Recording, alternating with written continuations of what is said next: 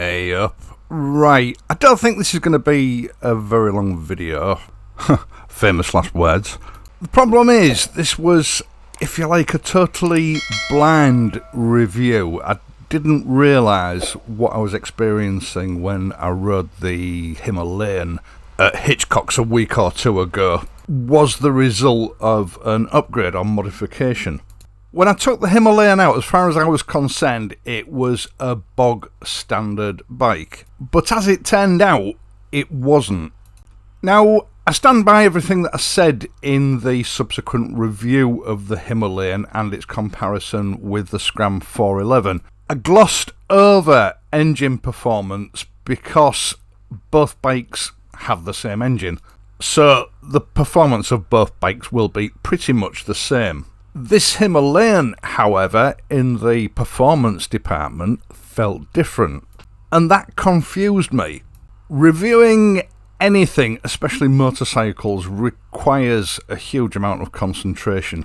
Because you need to convey the characteristics of that machine to the viewer as honestly and comprehensively as you possibly can.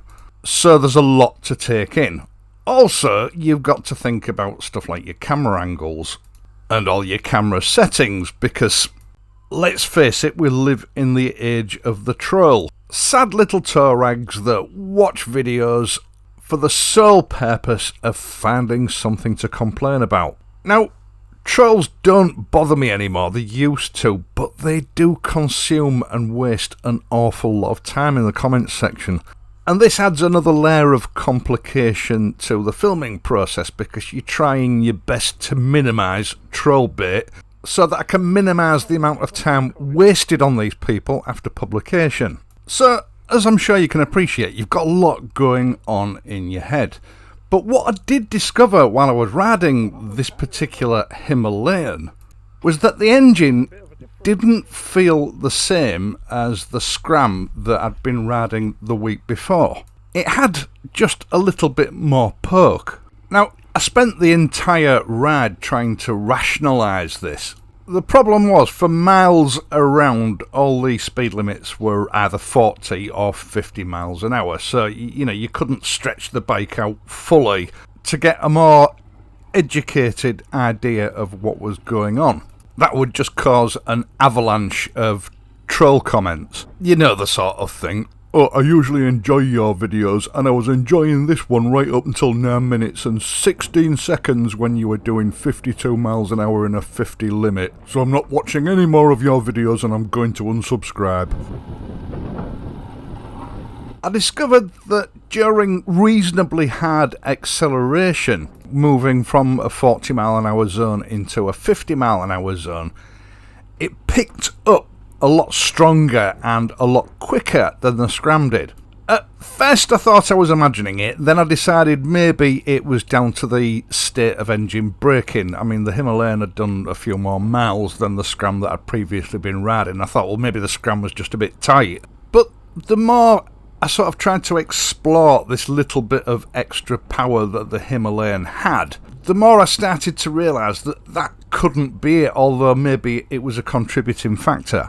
Because the difference, although not monumental, was marked enough to eliminate the fact that maybe the Scram was just a bit tighter. In that context, the difference was too big.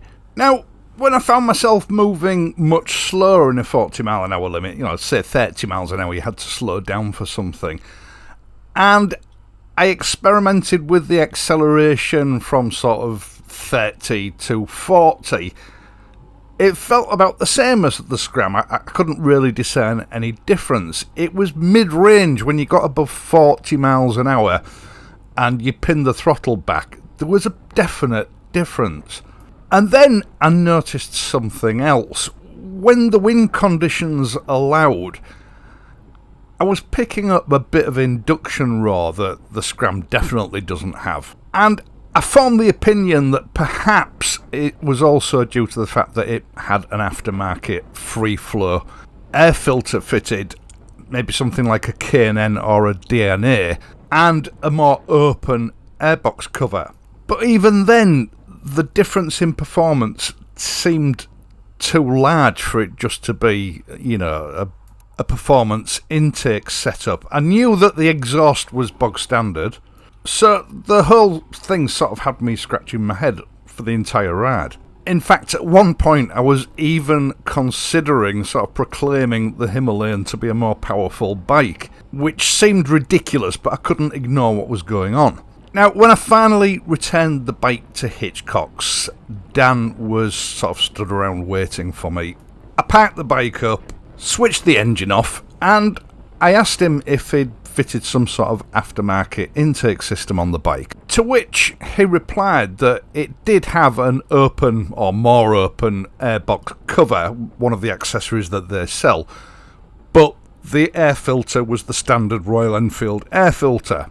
But the main difference with this bike, which is probably what I'd experienced, was the fact that it had a Stage 2 experimental camshaft fitted. If you watch this channel regularly, you'll know my views on modifications. Yeah, I'm quite prepared to mess around with the free flow air filter and maybe change the exhaust system to allow the engine to breathe a little bit better. But that's generally about the limit of what I'm prepared to do to a bike. With both reviews that I've published on the Scram 411 and the Himalayan, you know, I've been inundated with questions about big bore kits to bore it out to 500cc's or 450cc's. You name it, I've had a question asked about it. But my personal view is that if you want a 650cc bike with 70 brake horsepower, you buy a 650cc bike with 70 brake horsepower. You don't buy a 350 or a 400 and then try to turn it into a 650cc bike with 70 brake horsepower. But that's just my personal view, and we're all different, and that's the reason why I've always been so reluctant to test the Interceptor 865 conversion. But I was intrigued by this camshaft. I mean, compared to a rebore and a complete rework of the engine, it's actually quite affordable.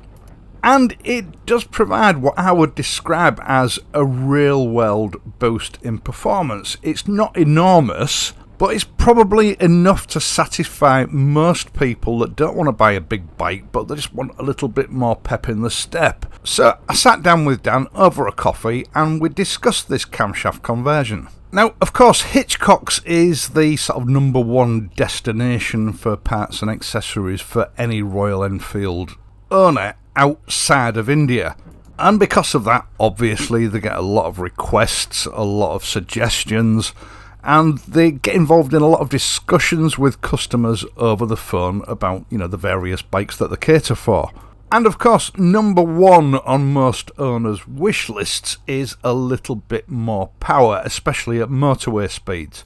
Now, I have demonstrated with the Scram 411 that the performance of this bike is perfectly acceptable for motorway use. But I also know that with a lot of people, adequate isn't enough. Because, granted, yeah, the bike does it, but at 70 miles an hour, it doesn't have much left in reserve. So, about a year ago, Hitchcock's set off to design a new camshaft which would give more power at the top end, so that the bike could hold 70 miles an hour easily without too much input from the rider, and so that it had a bit more in reserve should they need it.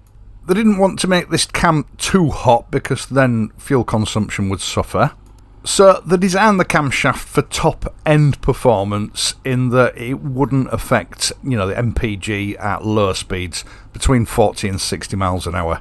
It's a camshaft designed to enhance the touring capabilities of the Himalayan and of course the Scram 411 because the engines are the same. It only really comes into play with fast-moving traffic, though, as I've explained to you, there is a notable difference mid-range as well.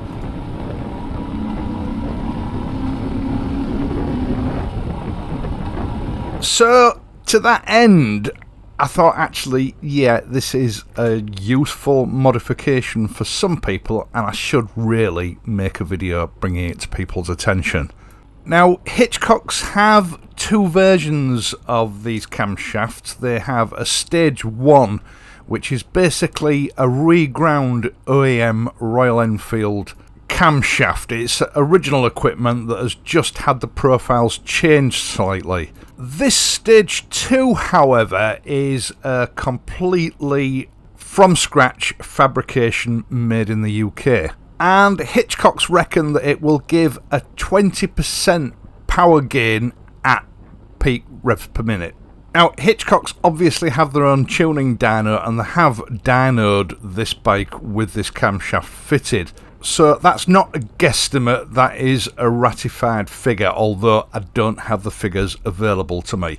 Now, I am guessing here, so bear this in mind. The way a manufacturer calculates peak power is at the crank itself. Obviously, once that power has been transferred to the back wheel through the gearbox, the chain and sprockets, there is a substantial power loss, so the power at the back wheel is much lower than the power at the crank. A tuning dyno, no matter how sophisticated it is, can only measure power output at the back wheel. So Hitchcocks haven't released the dyno figures for this conversion because I suspect that the power output at the back wheel with this camshaft is very similar to the power output at the crankshaft for the figures given by Royal Enfield. So your average, how shall I put it, less well-educated customer comparing the figures wouldn't really see much of a difference, and so probably would opt not to go to the trouble of fitting one. All I can say is that in the flesh there is a noticeable difference that I know a lot of people will find useful. And I should add that this is not a paid promotion. Hitchcocks aren't paying me anything for bringing this to your attention. I've made this video simply because this is what this channel is about.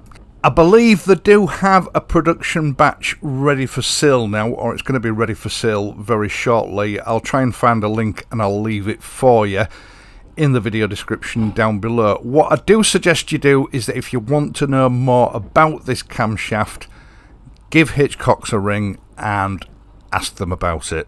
I've got no doubt that they will be able to provide you with far more information than I have. Once again, thank you so much for taking the time to watch this video and my other videos, and in doing so helping to support this channel. I really do appreciate it. I'd also appreciate it if you would consider leaving a like and perhaps subscribing to the channel if you're not already a subscriber. It does help me out. I will of course be back next week, so until then, please ride safely and I'll see you soon.